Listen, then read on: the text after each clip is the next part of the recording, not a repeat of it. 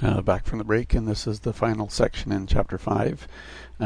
With respect to performance, again, there are obviously some design alternatives you might consider. Some of these might be reduced logic swing families, and this is an alternative to improving speed in many parts of a circuit design alternative.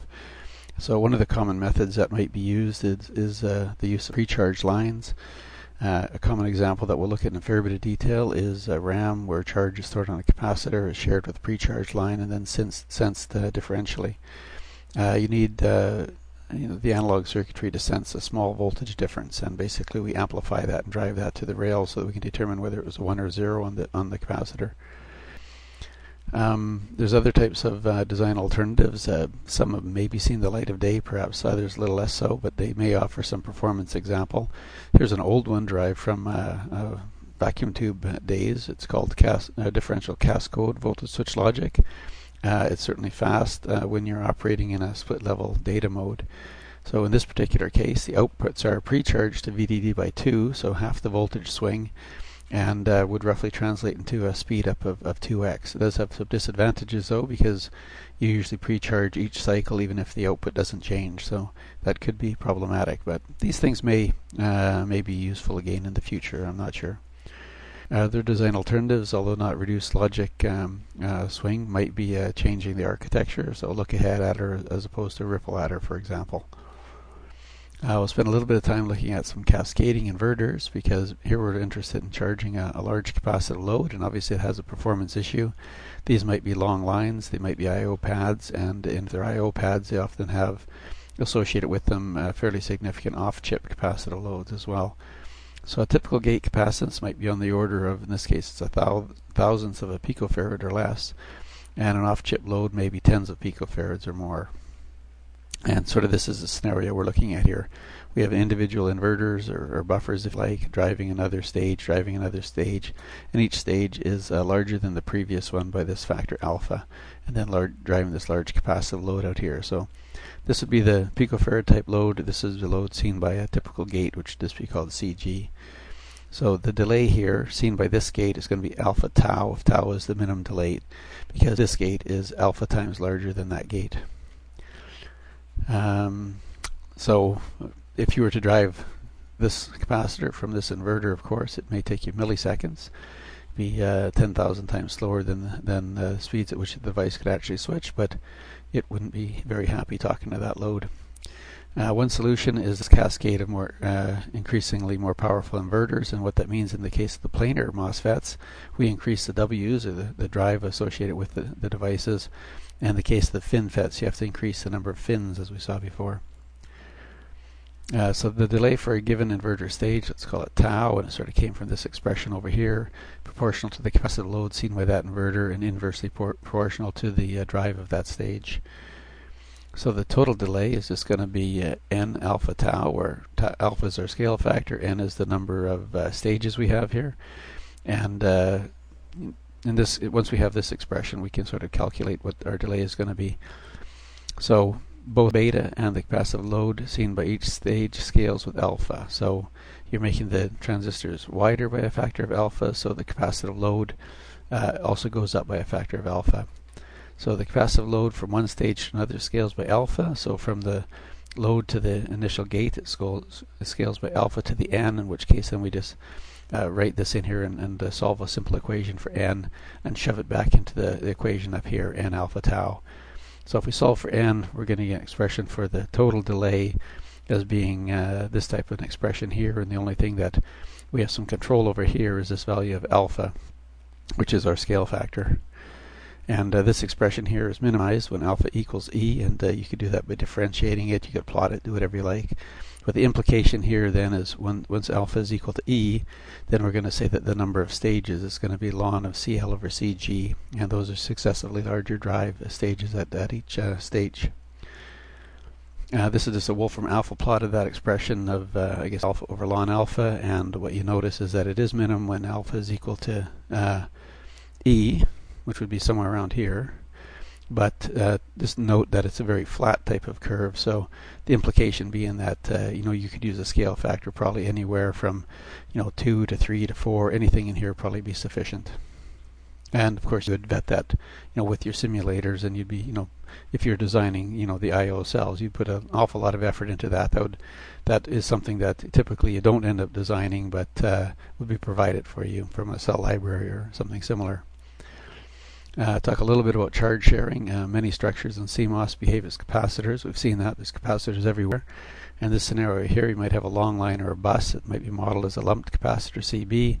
And suppose you want to sample that bus with a capacitor CS. So in this particular scenario, you don't want the CS to disturb the bus voltage too much. So you charge this thing, VB is on CB, and you're going to sample it with capacitor CS. So the two capacitors are in parallel, they add, so to maintain the voltage on the bus close to VB. The implication is that CS should be fairly small so that charge doesn't redistribute too much. So here's some assumptions for a simple calculation. If VB is equal to VDD, we know the total charge at that point in time, CB times VDD, line being fully charged. Once the switch is closed, we add these capacitors together, and then we can calculate a resultant voltage.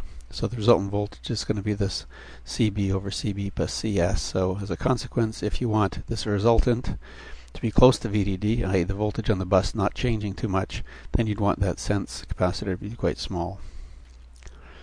Where this is going to show up a little bit later in some detailed calculations, we look at DRAM refresh calculations. And it's a similar type of calculation because we're going to worry about charge sensing and sharing.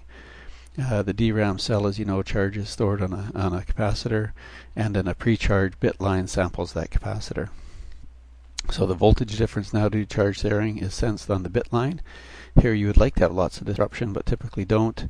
So that's where you have to, use some, pretty sophisticated circuit techniques to get a small differential voltage and then amplify it and be able to determine what was on the DRAM cell. Another difficulty is that storage capacitors suffer from leakage current due to being a non-ideal dielectric and in the presence of reverse bias PN junctions, so they leak and MOSFETs that leak. So to preserve the correct DRAM content, storage capacitors are typically going to be refreshed at the millisecond type intervals, although they may actually hold the charge on the gates on the capacitors much longer than that.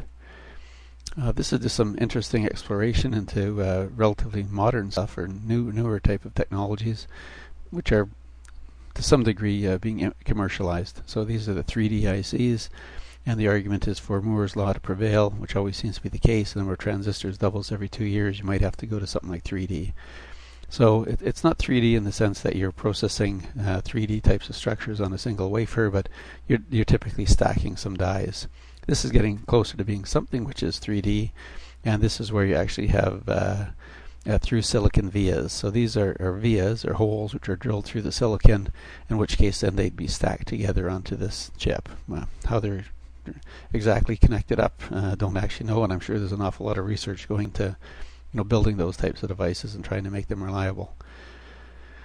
This is one picture of how you may do it. Here's sort of your circuitry you've built up here. You drill down some vias. These vias are now filled, so say some metal contacts here and metal right through the thing.